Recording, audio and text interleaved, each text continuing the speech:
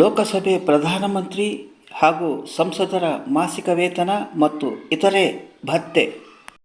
ಸಂಸತ್ತಿನ ಪ್ರಧಾನಮಂತ್ರಿ ಹಾಗೂ ಸಂಸದರ ಸಂಬಳ, ಸವಲತ್ತುಗಳು ಮತ್ತು ಇನ್ನಿತರ ಭತ್ಯೆ ವೆಚ್ಚಗಳ ಬಗ್ಗೆ ಜನಸಾಮಾನ್ಯರಿಗೆ ತಿಳಿಯುವ ಕುತೂಹಲ ಇದ್ದೇ ಇರುತ್ತೆ. ಹಾಗಾಗಿ ಬನ್ನಿ ಅದರ ಬಗ್ಗೆ ಒಂದಿಷ್ಟು ತಿಳಿಯೋಣ. ಪ್ರಧಾನಮಂತ್ರಿ ಸರ್ಕಾರದ ಮುಖ್ಯಸ್ಥರಾಗಿದ್ದು ಮಹತ್ವದ ಅಧಿಕಾರ ಮತ್ತು ಜವಾಬ್ದಾರಿಗಳನ್ನು ಹೊಂದಿರುತ್ತಾರೆ. ಹಾಗೆ ಸಂಸತ್ತಿನ ಉಭಯ ಸದನಗಳ ಪೈಕಿ ಒಂದರ ಸದಸ್ಯರು ಆಗಿರಬೇಕು. ಪ್ರಧಾನಮಂತ್ರಿಗಳ ವೇತನ ವಿವರ.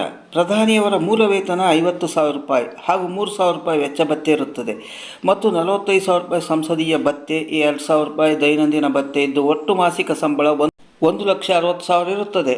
ಸವಲತ್ತುಗಳು ಮತ್ತು ಭತ್ಯೆಗಳು. ಅಧಿಕೃತ ನಿವಾಸ, ರಕ್ಷಣಾ ಭದ್ರತೆ, ಸರ್ಕಾರಿ ವಾಹನ, ವಿಮಾನ ಪ್ರಯಾಣ, ಅಂತಾರಾಷ್ಟ್ರೀಯ ಪ್ರವಾಸಗಳಿಗೆ ಸರ್ಕಾರ ಕೊಡುವ ಅಪಾರ ಪ್ರಯಾಣ ವೆಚ್ಚ ಮತ್ತಿತರೆ ವೆಚ್ಚಗಳು.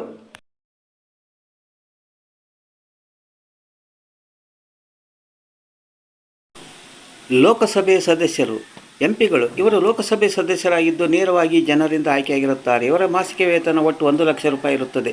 ಸವಲತ್ತುಗಳು, ಭತ್ಯೆಗಳು. ಮಾಸಿಕ ಮೂಲ ವೇತನ 50,000 ರೂಪಾಯಿ ಇದ್ದು ಅಧಿವೇಶನ ಸಭೆಗಳಿಗೆ ಹಾಜರಾಗಲು ದೈನಂದಿನ ಪ್ರಯಾಣ 2,000 ರೂಪಾಯಿ ಪ್ರಯಾಣ ಭತ್ಯೆ ಇರುತ್ತದೆ. ರಸ್ತೆ ಪ್ರಯಾಣದಲ್ಲಿ ಪ್ರತಿ ಕಿಲೋಮೀಟರ್ಗೆ 16 ರೂಪಾಯಿ ಇರುತ್ತದೆ. ಇವರು ಪ್ರತಿ ತಿಂಗಳು ಕ್ಷೇತ್ರ ಭತ್ಯೆ ಅಂತೇಳಿ 45,000 ರೂಪಾಯಿ, ಕಚೇರಿ ಭತ್ಯೆ ಅಂತ 45,000 ರೂಪಾಯಿ ಪಡೆಯುತ್ತಾರೆ. ಇದರಲ್ಲಿ 15,000 ರೂಪಾಯಿ ಲೇಖನ ಸಾಮಗ್ರಿ ಮತ್ತು ಅಂಚೆ ಕಚೇರಿ ವೆಚ್ಚ ಇರುತ್ತದೆ. ಇವರಿಗೆ ಉಚಿತ ವೈದ್ಯಕೀಯ, ಉಚಿತ ನಿವಾಸ 5 ವರ್ಷಗಳ ತನಕ, ವಿದೇಶಿ ಪ್ರವಾಸ ಭತ್ಯೆ, ವರ್ಷದಲ್ಲಿ 34 ಬಾರಿ ವಿಮಾನ ಪ್ರಯಾಣ ಉಚಿತ ರೈಲು ಪ್ರಥಮ ದರ್ಜೆ ಪ್ರಯಾಣ ಇರುತ್ತದೆ. ಸಂಸದರು ನಿವೃತ್ತಿ ಬಳಿಕ ಮಾಸಿಕ ಅಂತೇಳಿ 25,000 ರೂಪಾಯಿ ಪಿಂಚಣಿ ಪಡೆಯುತ್ತಾರೆ. ಹಾಗೆ ಹೆಚ್ಚುವರಿ ಕೆಲಸಗಳಿಗೆ ತಿಂಗಳಿಗೆ 2,000 ರೂಪಾಯಿ ಪಡೆಯುತ್ತಾರೆ. ಧನ್ಯವಾದಗಳು. ಈ ವಿಡಿಯೋ ಇಷ್ಟವಾಗಿದ್ದರೆ ಒಂದು ಲೈಕ್ ಕೊಡಿ. ಹಾಗೆಯೇ ನಮ್ಮ ಚಾನಲನ್ನು ಸಬ್ಸ್ಕ್ರೈಬ್ ಮಾಡಿ. ಮತ್ತೊಮ್ಮೆ ಭೇಟಿಯಾಗೋಣ ಮುಂದಿನ ವಿಡಿಯೋದೊಂದಿಗೆ.